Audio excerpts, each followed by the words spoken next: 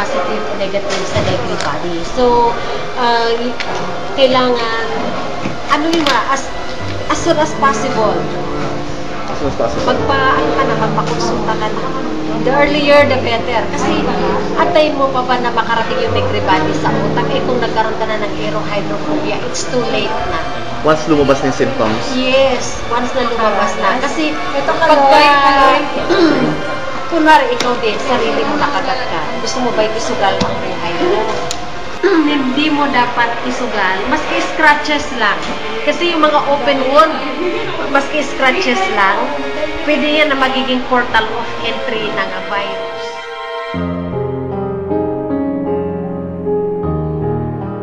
Anong narinig mo kanina? Ayun na, pumunta tayo. Okay naman siya.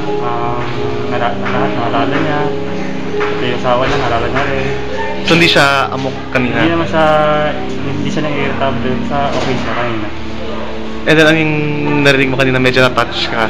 Yung nga, yung masisikad, nalala pa niya kahit pa paano ganun nangyari sa kanya. At stage 2 na. Stage 2?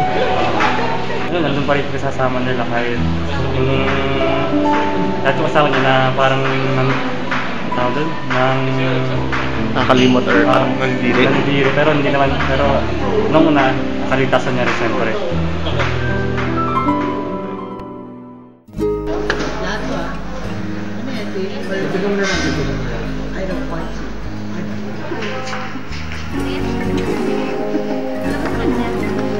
Thank you. Elsie po. Ganyan lang talaga ang duty namin ngayon. Dito kami sa infectious disease ward. And yun, medyo matatapos na rin kami mag-chart. Si Audrey medyo pagod na. Ginawa mo? Wala, inalaw ko lang yung baby. Wala eh. So, yung sa akin nag-sick in sa akin yung Herman's sign. Herman's sign yung medyo namumula yung skin dahil sa kagat ng dengue. Puputukan yung mga capillaries. Yun lang. Dengue lang. Halos lahat naman sa amin dengue, pero yung bandang dulo, mga virus na, mga meningococcemia. Yun lang po. Varicella. Ano po ba? Tapos merong gustong gulpin si Jerby kasi hiniritan siya kanina. Eh, alam mo naman, ganyan naman student nurse. Minsan hindi lang pasyente ang hihirit sa'yo, mga kapwa nurses mo rin. So, instead na masuspend tayo at mapaaway, hirita mo na rin. Dahil sa cute tayo, nagkakakross sila sa akin. O siguro dahil nakita tayo sa the ward. Oo. May humirit na student nurse dyan. Ano daw? Ano raw si Jerby, ganyan daw. Pandang ako. So, ganun sabihin. Kabayang mataba. Kabayang mataba. Ay, sila ba?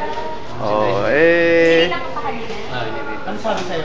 Tabang kabayo. Sabi ko naman, dahil cute ako, crush nila ako, kaya nila tititignan. Kaya hindi nila makalimutan. Medyo immature pa yung mga nurses nila. So, ganoon lang. Medyo adjusted tayo. So, future nurses tayo. Ganyan naman in reality. Nahihiritan ka.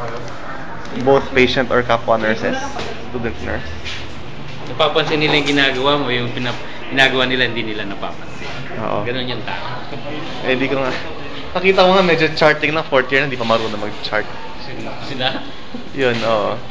Kinakopya pa yung charting doon sa previous charting. Anyway, ganoon lang ang buhay. That's life. At least kami nakaka-shawarma rice. The best. Shawarma rice. Yeah, that's ganoon lang talaga.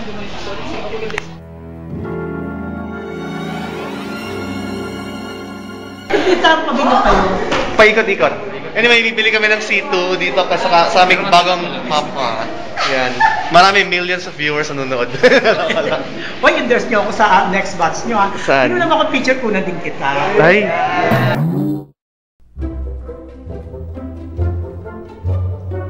Si Marimar. Yung mga kanyang bakat na bakat. Press na press.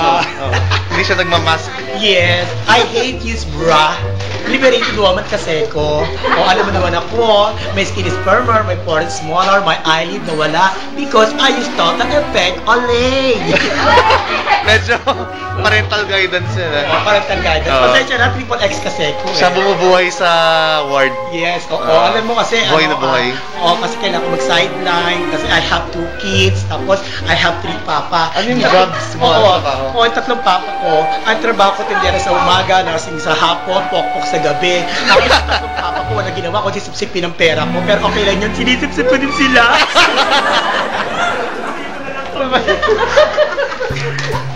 Pasensya na po, ganyan lang talaga ka-obscene.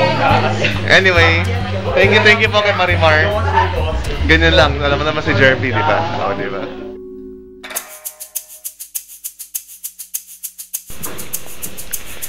We're donning our mask. It's tuberculosis area. It's better safe than sorry. It's better sorry than dead. Ayun na yung mga ibang kolokoy. Oh, behind me is a corpse.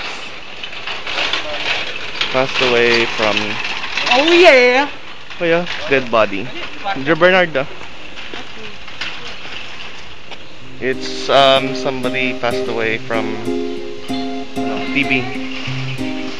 Oh well, that's life. Okay, sabak na, laban na. Nakakalapitan ang buhay. So, dito na kami ngayon sa TB ward, di ba, Burns? It's called the death ward. Pag na may nag-hatching ka TB, ganito lang gagawin ko, Bernard. Death ward na tayo. Death sentry. Paolo, wala, kakul na hul, eh. Community acquired pneumonia. Warning, moderately. Sa kanya, Phase 3. community acquired pneumonia. Ako, I haven't heard any disco acquired pneumonia. How about jeepney or tricycle or LRT? Acquired pneumonia. Anyway, kay Bernard, stage 3 tuberculosis na, Bernard. Yan. So, in a while, sabak na kami.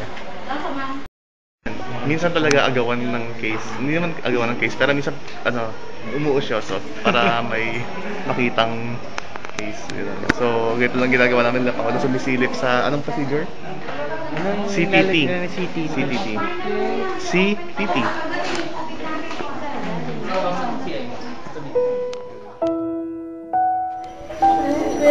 Kaya mo yan! Kaya mo yan! Kaya mo yan! Kaya mo yan! Kaya mo yan! Lakas ang loob mo! Kaya mo yan! Kaya mo yan din! Hindi ko alam na ganyan. So, dun sa dulo ng corridor, merong kanina lang kinukunan ng chest, na CTT, and then right after, nag-arrest. Bernard. Hanapin mo ha. They were only trying to take a sample of the yung virus or bacteria. Yeah, yun nag-arrest yung tao. Bakit nag-arrest? Kumukuha lang sila ng plural, fluid sample, and then nag-arrest.